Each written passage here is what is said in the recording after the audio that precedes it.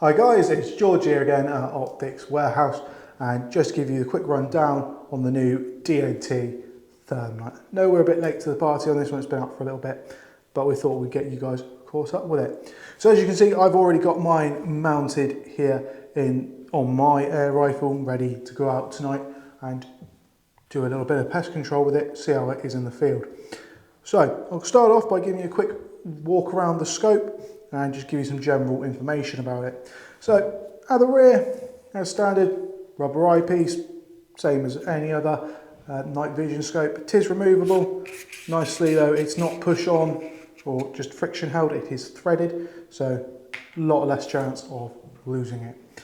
Back here you can see the eyepiece itself is knurled. This is your dioptic adjustment, so you can get the screen, reticule, stuff like that, all in focus for yourself.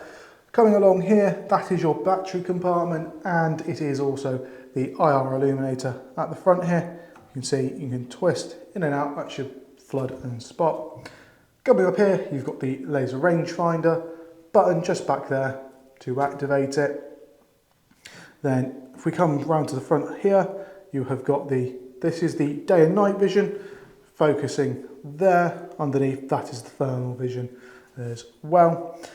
What it does mean, you do have to zero both separately. It's dead simple to do. When you open the zeroing menu, it's just a toggle. You toggle between the two. It's dead simple. Once they are done, it's there. Easy as anything. If you don't set up the ballistics, there is quite a learning curve I've found with this. Because the two visions are one on top of each other, they have completely different trajectories and holdovers when viewing through them. If you have your ballistics set up, not a problem, that takes care of it, but something worth noting, this is worth spending a bit of time at the range, getting used to it, and learning and feeling it out for yourself. So I'll bring you over to the other side of it now. Along this side is probably the more boring side. You do have a piece of Picatinny there that allows you to mount lasers, additional IRs if you wanted to get out further. The standard IR on this is 850 wavelength. It is laser based. I would confidently get out to about 300 meters with it, especially on a clear night. It's not going to be hard at all. You might be looking at how do you work the zoom. I don't know how well see this here. See if I can get the camera to show it. You've got a little dial there. That is your zoom. If you've got the dual view on, it zooms them both in at the same time. So, or individually if you've got only the one on screen. So some quick specs. The day-night vision is the same as the 5220R DNT Zulus. So it's the 2K sensor with the colour enhanced mode if you want it. Brilliant night vision. For something that's not a 4K sensor, that is the best night vision I've used.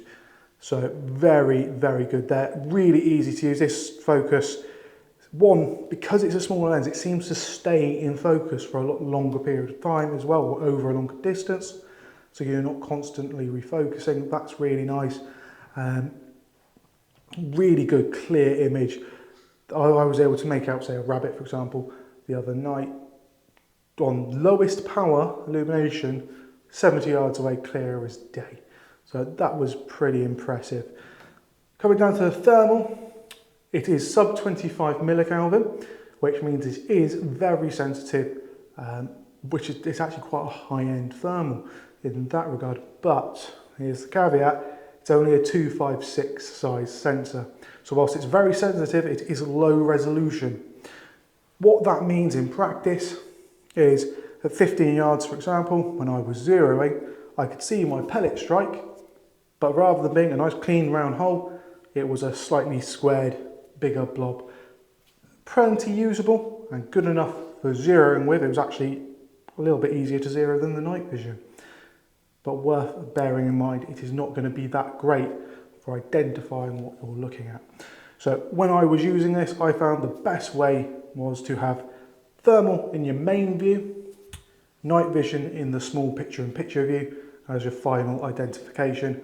I found that worked brilliantly because the thermal can punch through grass, it can get through a bit of debris, shrubs, that sort of stuff, but nothing too thick. But then the night vision gives you that last minute final identification so you know what you're shooting at. So that's been my quick rundown of the DNT ThermNight. If you have any more questions, please give us a call or comment down below. Right, cheers, thank you, bye bye.